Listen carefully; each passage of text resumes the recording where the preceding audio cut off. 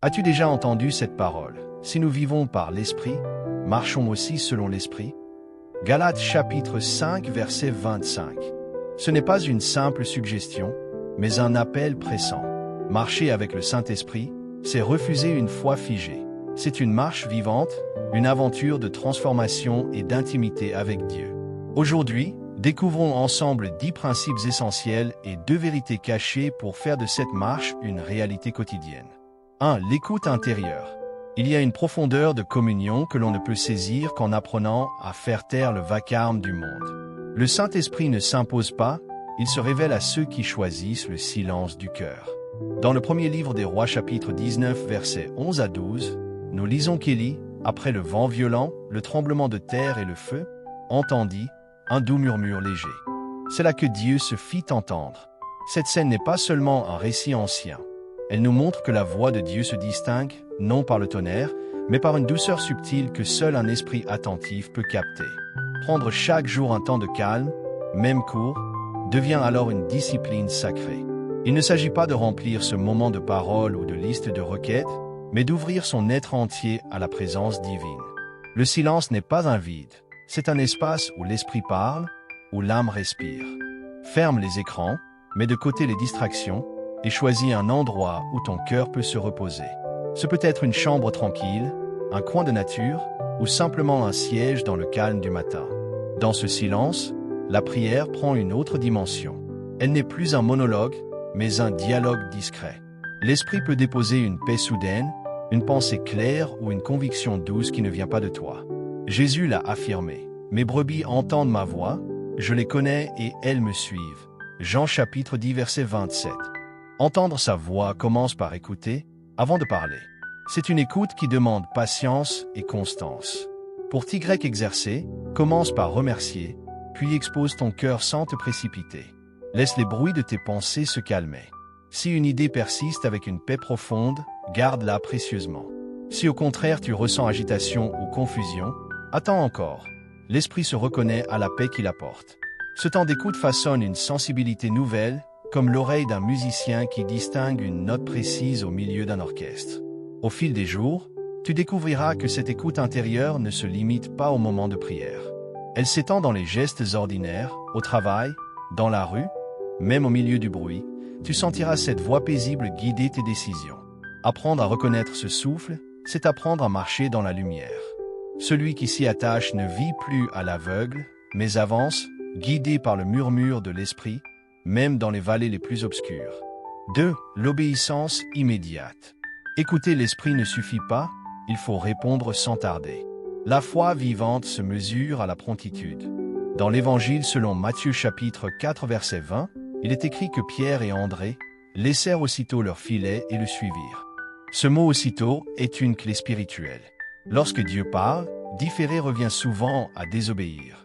Chaque minute d'hésitation ouvre la porte au doute et à la peur qui étouffent l'élan de la foi.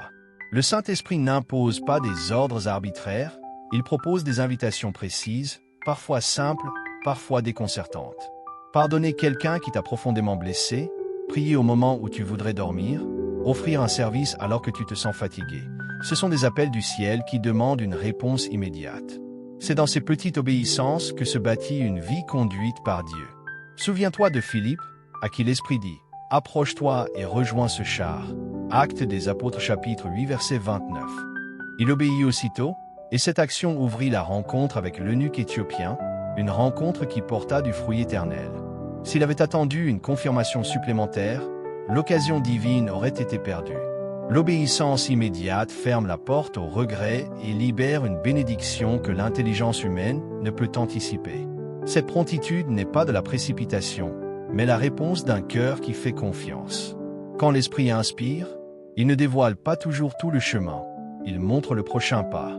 Celui qui marche avec lui apprend à dire « oui », même quand la logique hésite. Comme il est écrit, « Aujourd'hui, si vous entendez sa voix, n'endurcissez pas vos cœurs ». Hébreux chapitre 3 verset 15. Chaque matin, pose-toi cette question. Suis-je prêt à répondre aussitôt? Plus tu réponds rapidement, plus tu deviens sensible à ses directions. L'obéissance immédiate transforme une simple inspiration en action porteuse de fruits éternels. Elle est la clé qui fait passer de l'écoute à la marche, du murmure de l'esprit à une vie façonnée par sa puissance. 3. La dépendance totale. Marcher avec le Saint-Esprit signifie reconnaître, à chaque étape, que nous ne sommes jamais autosuffisants. Jésus l'affirme sans détour. « Sans moi, vous ne pouvez rien faire » Jean chapitre 15 verset 5. Cette vérité tranche avec l'illusion moderne d'indépendance. Le monde valorise l'autonomie, l'autodiscipline et la réussite personnelle. Pourtant, dans le royaume de Dieu, la véritable force réside dans l'abandon confiant à sa présence. La dépendance totale n'est pas une attitude passive, mais une alliance active. Elle commence par une confession simple. « Seigneur, sans toi je ne peux rien ». Cette prière n'est pas une formule magique. C'est une posture du cœur qui reconnaît que chaque souffle, chaque opportunité, chaque victoire vient de lui. C'est aussi une décision d'inviter l'Esprit dans chaque choix, qu'il s'agisse d'une grande orientation ou d'un détail du quotidien. Dans l'Ancien Testament, David en offre un exemple saisissant. Avant chaque bataille, il consultait l'Éternel. « Dois-je monter contre eux ?» Et Dieu lui donnait une stratégie adaptée à chaque situation. David ne présumait jamais, même lorsqu'il avait déjà vaincu dans des circonstances similaires. Voilà l'attitude de celui qui dépend entièrement de Dieu. Il ne se fie ni à ses expériences passées ni à sa propre intelligence, mais à la direction fraîche de l'Esprit. Dans ta vie, cette dépendance se traduit par une habitude de prière avant d'agir. Avant de signer un contrat, de commencer une relation, de prendre une décision importante, fais une pause pour chercher la paix de l'Esprit. Comme le dit Proverbe chapitre 3 verset 6, « Reconnais-le dans toutes tes voies, et il aplanira tes sentiers. » Reconnaître Dieu, c'est lui donner la première place, même dans les plus petites décisions. Cette confiance transforme la manière d'affronter les imprévus. Celui qui dépend de l'Esprit n'est pas paralysé par l'inconnu, car il sait que le guide divin voit au-delà de ce que les yeux humains perçoivent. La dépendance totale devient alors une source de liberté. Tu n'as plus besoin de tout contrôler, tu peux avancer en paix, sachant que le Seigneur dirige tes pas. Renoncer à l'orgueil de l'autonomie n'est pas une faiblesse, c'est un acte de foi. Chaque matin, renouvelle cette alliance en disant « Conduis-moi aujourd'hui, Esprit de Dieu ». Peu à peu, tu constateras que tes décisions gagnent en clarté et que tes pas s'alignent sur une sagesse plus haute que la tienne. La dépendance totale est la clé qui ouvre la porte d'une marche victorieuse et confiante avec le Saint-Esprit. 4. La sanctification progressive. Vivre avec le Saint-Esprit, c'est accepter un travail intérieur qui ne cesse jamais. La sanctification n'est pas une apparence religieuse, mais une transformation profonde du cœur. L'apôtre Paul l'exprime ainsi, « Travaillez à votre salut avec crainte et tremblement, car c'est Dieu qui produit en vous le vouloir et le faire. » Philippiens chapitre 2 versets 12 à 13. Cette parole révèle un mystère. Nous coopérons, mais c'est Dieu qui agit. La sanctification est un chemin quotidien. Chaque jour, l'Esprit met en lumière une attitude à corriger, une pensée à purifier, un comportement à abandonner. Ce processus n'est pas toujours confortable. Il ressemble au travail du potier qui façonne l'argile, autant ce qui déforme pour révéler une œuvre parfaite.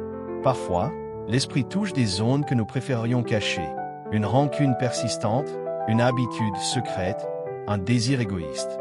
Son but n'est pas de condamner, mais de libérer. Dans ce chemin, notre rôle est de dire oui. Oui à la correction, oui à la transformation, oui à la pureté. Comme il est écrit dans Lévitique chapitre 20 verset 7, « Sanctifiez-vous et soyez saints, car je suis l'Éternel votre Dieu. » Ce n'est pas un appel à la perfection immédiate, mais à une marche continue où l'Esprit travaille en profondeur.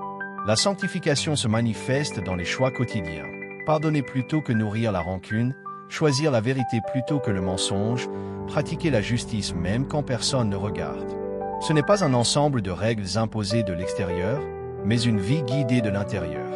Plus tu permets à l'Esprit de purifier ton cœur, plus ta communion avec Dieu devient intime. Cette œuvre n'est pas un fardeau. Elle est le signe que Dieu t'aime assez pour te façonner à l'image de son Fils. Jésus a prié, « Sanctifie-les par ta vérité. Ta parole est la vérité. » Jean chapitre 17 verset 17. La parole de Dieu et la présence du Saint-Esprit agissent ensemble pour produire un caractère nouveau. Accepte que ce processus prenne du temps. Chaque victoire, même petite, est une étape vers une liberté plus grande. Ne te décourage pas si la transformation semble lente. L'important est de rester disponible, de garder un cœur ouvert et de laisser le feu purificateur de l'Esprit agir jour après jour. Ainsi, ta vie deviendra un reflet vivant de la sainteté de Dieu, non par tes efforts, mais par l'œuvre fidèle du Saint-Esprit en toi. 5. La prière constante. La prière n'est pas seulement un moment réservé au matin ou au soir, c'est un fil continu qui relie chaque instant de la journée au cœur de Dieu. L'apôtre Paul l'exprime simplement. Priez sans cesse. 1 Thessaloniciens chapitre 5 verset 17.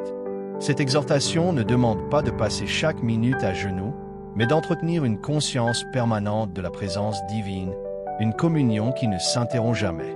Imagine ta vie comme un dialogue ouvert avec le Seigneur. Une pensée de gratitude pendant que tu marches, une louange murmurée au volant, une intercession silencieuse pour quelqu'un que tu croises. Tout cela est prière. Elle devient la respiration de l'âme.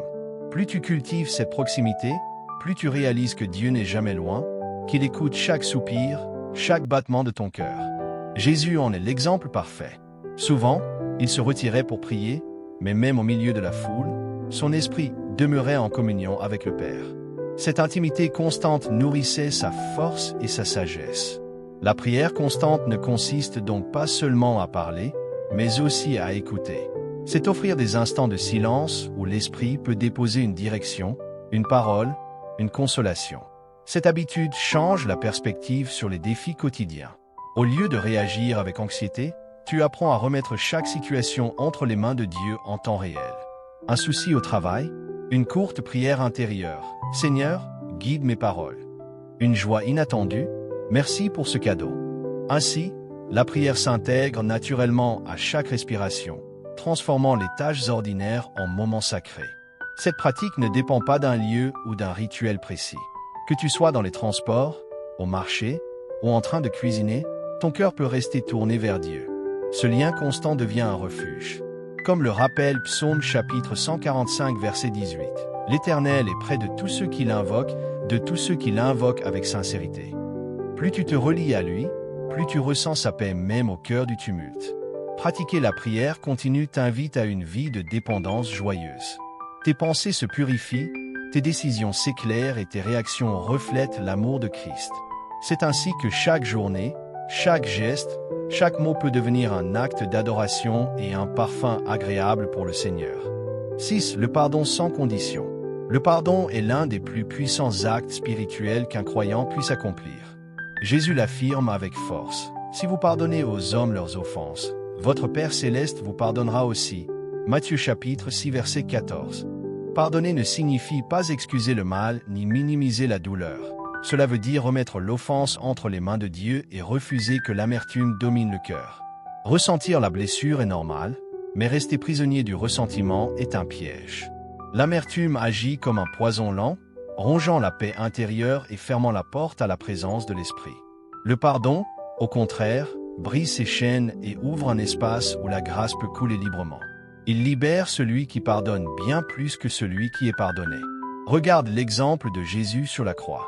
En pleine souffrance, il a prié « Père, pardonne-leur, car ils ne savent ce qu'ils font » Luc chapitre 23 verset 34. Ce pardon offert avant même que ses bourreaux ne demandent grâce est le modèle ultime pour tout disciple. Il montre que pardonner n'est pas une émotion mais une décision, un acte de foi qui reflète le caractère du Christ. Lorsque tu choisis de pardonner, tu t'alignes avec le cœur de Dieu. Cela peut demander du temps, des larmes et des prières répétées, mais chaque pas compte. Commence par confesser à Dieu ta blessure et demande-lui la force de relâcher la dette. Tu découvriras que le pardon n'est pas une perte, mais un gain. La paix intérieure, la légèreté d'un cœur libre et la restauration de la communion avec le Père. Le pardon ouvre aussi la voie à la guérison relationnelle. Parfois, l'autre personne n'acceptera jamais sa faute, mais ton pardon libère tout de même une bénédiction.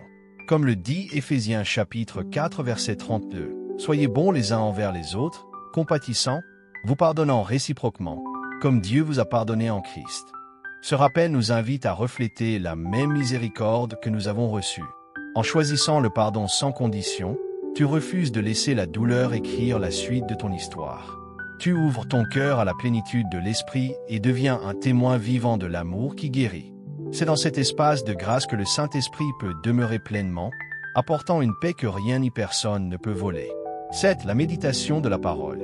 La parole de Dieu est une nourriture vivante qui transforme l'esprit et façonne le caractère. Dans le livre de Josué chapitre 1 verset 8, il est écrit « Que ce livre de la loi ne s'éloigne point de ta bouche. Médite-le jour et nuit, pour agir fidèlement selon tout ce qui y est écrit. » Cette invitation ne parle pas d'une simple lecture rapide, mais d'une immersion profonde où chaque phrase devient une source de révélation. Méditer signifie ralentir. Prends un passage, lis-le lentement, laisse chaque mot s'imprimer dans ton cœur. Ferme les yeux, répète le verset, demande au Saint-Esprit d'en dévoiler le sens caché. C'est ainsi que la lumière de Dieu pénètre l'âme. La méditation n'est pas une routine mécanique, mais un dialogue. Tu écoutes la voix de Dieu à travers les Écritures et tu lui réponds par la prière. Lorsque tu nourris ton esprit de la parole, ta pensée se fortifie contre le doute et la tentation. Psaume chapitre 119 verset 105 déclare « Ta parole est une lampe à mes pieds et une lumière sur mon sentier. Elle éclaire les décisions, apporte la paix dans les moments de confusion et enseigne le discernement. Plus tu la laisses habiter en toi, plus elle devient une arme spirituelle, un bouclier contre l'ennemi. » La méditation régulière transforme aussi les émotions. La colère se dissipe quand on contemple la patience de Dieu. La peur s'efface à la lecture de ses promesses. Cette discipline ouvre un espace où l'Esprit Saint peut imprimer la vérité divine dans chaque fibre de ton être. Même quelques minutes de méditation sincère peuvent changer l'atmosphère de ta journée entière. Considère-la comme un rendez-vous vital, au lever comme au coucher, mais aussi dans les instants calmes de la journée. Tu découvriras que la Bible n'est pas un ancien livre figé, mais une parole toujours actuelle qui parle à ton présent et façonne ton avenir. 8. L'humilité volontaire. L'humilité n'est pas une faiblesse, c'est la force de celui qui dépend entièrement de Dieu. L'Écriture nous le rappelle clairement dans Jacques chapitre 4 verset 6. Dieu résiste aux orgueilleux, mais il fait grâce aux humbles. Ce verset révèle une vérité profonde. La faveur divine repose sur ceux qui reconnaissent leurs limites et recherchent la gloire de Dieu plutôt que la leur. Choisir l'humilité, c'est accepter que chaque don, chaque réussite, chaque souffle de vie vient de lui. Cela ne signifie pas se rabaisser, mais se positionner correctement devant le Créateur. Jésus lui-même, le roi des rois, a lavé les pieds de ses disciples, démontrant que la grandeur se manifeste dans le service. L'orgueil ferme la porte de l'action de l'esprit. Il pousse à l'autosuffisance et éloigne de la grâce. L'humilité, au contraire, attire la présence de Dieu. Proverbe chapitre 22 verset 4 dit « Le fruit de l'humilité, de la crainte de l'Éternel, c'est la richesse, la gloire et la vie. » Là où un cœur s'abaisse volontairement, la puissance divine se déploie. Pratiquer l'humilité commence dans les petites choses. Demander pardon, écouter sans interrompre, servir sans chercher les applaudissements. C'est aussi reconnaître que l'on a encore à apprendre, peu importe les années de foi ou d'expérience. Un esprit humble accueille la correction et se réjouit de voir les autres grandir. Dans un monde qui glorifie l'ego et la performance, l'humilité volontaire est un témoignage puissant. Elle ouvre la voie à une intimité plus profonde avec Dieu et à une paix durable. En choisissant de te placer sous sa main, tu expérimentes sa grâce abondante, une grâce qui élève au moment choisi par le Père et qui reflète la douceur même du Christ. 9. Le discernement spirituel. Le discernement spirituel est une garde vigilante sur le cœur et l'esprit. La parole nous exhorte clairement. Éprouvez les esprits pour savoir s'ils sont de Dieu. 1 Jean chapitre 4 verset 1. Dans un monde rempli de voix, d'opinions et de séduction, il est essentiel de savoir reconnaître ce qui vient réellement du Seigneur. Le discernement n'est pas seulement une intuition humaine, mais une capacité que l'Esprit Saint développe en nous pour distinguer la vérité de l'erreur. Demande chaque jour au Saint-Esprit d'aiguiser ta perception. Parfois, il parle en retirant la paix intérieure, comme une douce alerte qui te pousse à ralentir. D'autres fois, il crée une conviction forte qui t'encourage à avancer. Il peut aussi utiliser les Écritures pour confirmer ou corriger une direction. Cette sensibilité protège des pièges subtils, des décisions précipitées et des influences qui éloignent de Dieu. Le discernement se cultive par une vie de prière, l'étude de la parole et l'obéissance. Plus tu t'imprègnes de la vérité biblique, plus tu reconnais rapidement les contrefaçons. Comme un bijoutier qui connaît l'or véritable, le croyant formé par l'Esprit identifie ce qui brille mais ne vient pas du ciel. Psaume chapitre 119 verset 66 l'exprime ainsi. « Enseigne-moi le bon sens et l'intelligence, car je crois à tes commandements. Dans les relations, les choix professionnels ou les engagements spirituels, le discernement agit comme un radar intérieur. Il ne s'agit pas de suspicion, mais d'une vigilance remplie d'amour. Cette sagesse divine te permet d'éviter des alliances dangereuses, de reconnaître les enseignements trompeurs et de marcher dans la lumière. En t'appuyant sur l'esprit, tu expérimentes la sécurité de celui qui se sait guidé par le berger fidèle. 10. La persévérance dans l'épreuve. La vie chrétienne n'est pas exempte de tempêtes, mais ces moments deviennent une école où la foi se fortifie. L'Évangile rapporte que Jésus fut conduit par l'Esprit dans le désert, Matthieu chapitre 4 verset 1. Même le Fils de Dieu a traversé la solitude et la tentation. Les difficultés ne signifient donc pas l'abandon de Dieu, mais un terrain d'apprentissage et de croissance. Quand la route semble dure, souviens-toi de cette promesse puissante. Je ne te délaisserai point. Hébreux chapitre 13 verset 5. La présence du Seigneur demeure, même quand les circonstances paraissent contraires. Les épreuves révèlent la profondeur de la confiance et façonnent un caractère solide, capable de refléter la gloire de Christ. Persévérer, c'est continuer à croire quand la solution tarde, prier même quand les réponses se font attendre, adorer au milieu de la douleur. Cette persistance attire la grâce. Jacques chapitre 1 verset 12 déclare « Heureux l'homme qui supporte patiemment la tentation, car, après avoir été éprouvé, il recevra la couronne de vie que le Seigneur a promise à ceux qui l'aiment. » La persévérance ouvre la porte à des bénédictions que seule la fidélité peut atteindre. Dans l'épreuve, choisis de t'accrocher à la parole. Chante une louange même quand les larmes coulent. Souviens-toi que chaque désert a une fin et que Dieu utilise ces moments pour te rapprocher de lui, purifier ton cœur et manifester sa puissance. La victoire ne vient pas de la force humaine mais de l'action divine. Tiens ferme, la lumière de l'aube est plus proche qu'il n'y paraît. Maintenant 2 vérités cachées pour vous accompagner. 1. Sa présence est permanente. La promesse de Jésus demeure une ancre pour chaque croyant. Le Père vous donnera un autre consolateur afin qu'il demeure éternellement avec vous. Jean chapitre 14 verset 16. La présence du Saint-Esprit n'est pas un sentiment passager ni une émotion qui fluctue selon l'humeur ou les circonstances. Elle repose sur la fidélité de Dieu. Même lorsque tu ne ressens rien de particulier, l'Esprit est là, immuable, attentif, agissant dans l'invisible. Souvent, on associe la présence divine à un moment fort de louange ou à une prière fervente. Pourtant, la réalité spirituelle va bien au-delà de ces instants sensibles.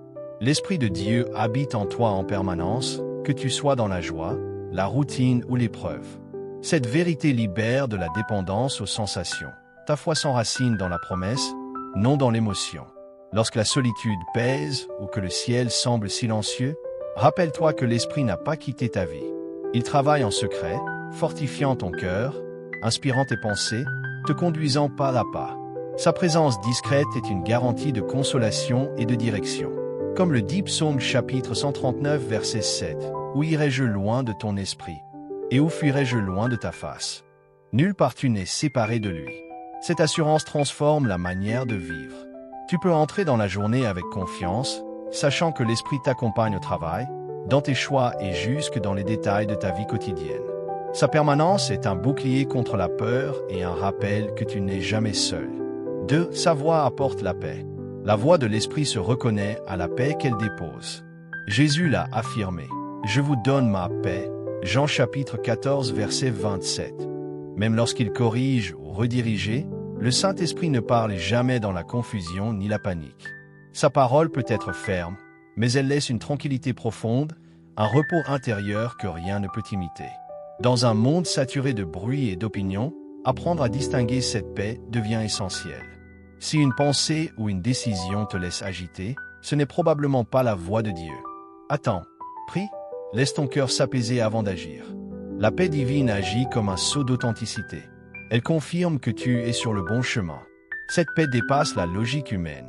Elle peut t'envelopper même au milieu des épreuves, te permettant de rester stable quand tout vacille. Philippiens chapitre 4 verset 7 le décrit ainsi. La paix de Dieu, qui surpasse toute intelligence, gardera vos cœurs et vos pensées en Jésus-Christ. C'est un refuge sûr, une force silencieuse qui rassure et guide. Chercher cette voie paisible, c'est cultiver une écoute attentive dans la prière et la méditation de la parole.